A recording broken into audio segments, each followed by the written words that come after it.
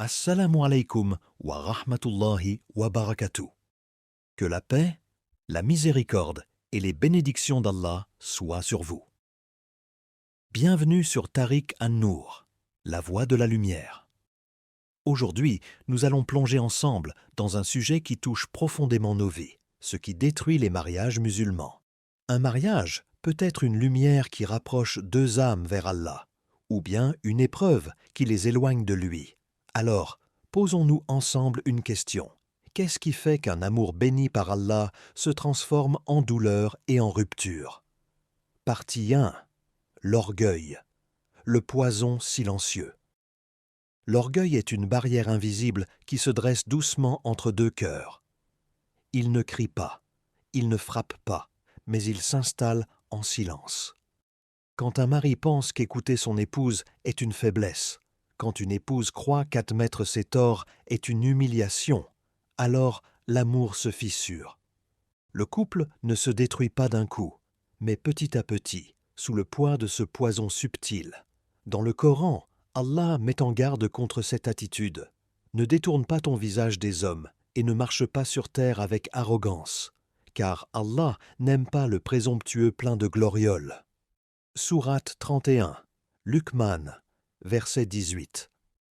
Ces paroles nous rappellent que l'arrogance ne mène qu'à l'isolement, et dans le mariage, elle détruit la complicité. L'histoire d'un compagnon venu se plaindre au prophète illustre bien cette réalité.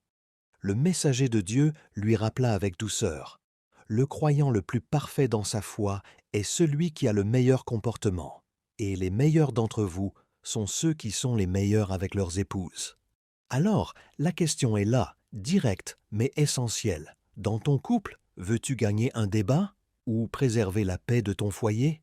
Partie 2. Le manque de communication. Quand le silence tue. Un couple ne meurt pas toujours d'un grand orage. Parfois, c'est un simple silence qui ronge lentement les murs de la maison. Deux personnes vivent sous le même toit, partagent la même table, mais leurs cœurs s'éloignent, étrangers l'un à l'autre. Le mari parle, mais n'est pas entendu. L'épouse ressent, mais ne trouve pas les mots. Et peu à peu, l'amour s'étouffe, faute d'air, faute de paroles. Le Coran nous rappelle pourtant la raison profonde de cette union. Et parmi ces signes, il a créé de vous, pour vous, des épouses afin que vous trouviez auprès d'elles tranquillité. Et il a mis entre vous affection et miséricorde. Sourate 30, Ar-Rum, verset 21. Cette tranquillité ne peut exister que lorsque les mots circulent, que les cœurs s'ouvrent. Même dans la maison bénie de Ali, qu'Allah l'agrée, et de Fatima, qu'Allah l'agrée, il y avait des désaccords. Mais jamais le silence n'était laissé comme une arme. Il choisissait le dialogue, la tendresse, la réconciliation. Alors, pose-toi cette question simple mais puissante. Quand ton époux ou ton épouse parle, écoutes-tu vraiment avec ton cœur? Ou attends-tu seulement ton tour pour répliquer? Partie 3. La négligence spirituelle. Quand Allah n'est plus au centre.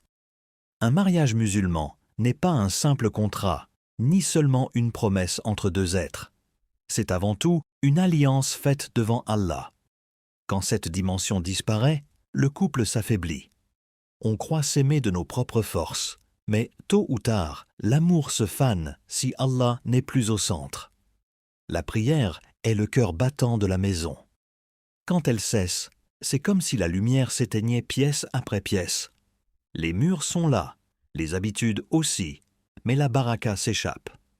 Allah nous avertit dans son livre: « Quiconque se détourne de mon rappel mènera certes une vie pleine de difficultés. » Sourate 20, Taha, verset 124. Un jour, un homme confia à un savant que son mariage perdait toute saveur. Le savant lui posa une seule question: « As-tu bâti ton foyer sur la prière commune ou seulement sur les émotions passagères ?» Cette parole frappa son cœur.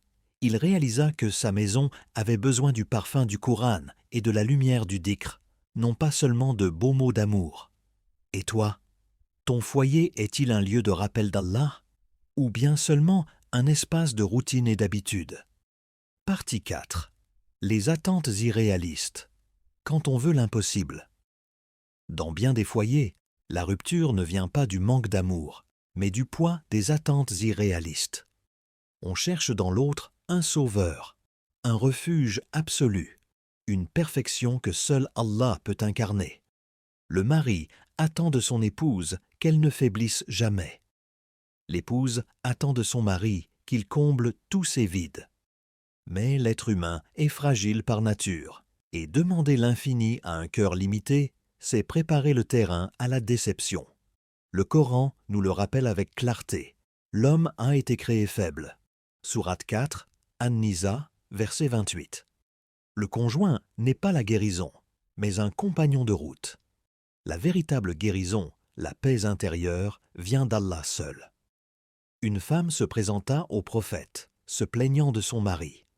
Le messager lui rappela que les clés d'un mariage solide résident dans 3 joyaux, la patience, la miséricorde et la gratitude.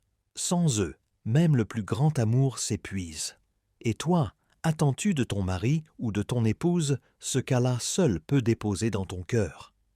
Frères et sœurs bien-aimés, le mariage est un cadeau d'Allah, mais aussi une responsabilité immense. Ce qui détruit un mariage, ce n'est pas seulement une faute grave, mais souvent ces poisons invisibles, l'orgueil, le silence, la négligence spirituelle, les attentes irréalistes. Souvenons-nous des paroles du prophète. Le mariage est la moitié de la foi. Alors, protégeons cette moitié en plaçant Allah au centre, en nourrissant l'amour par la patience et en marchant ensemble vers la lumière. Assalamu alaykum wa rahmatullahi wa barakatuh.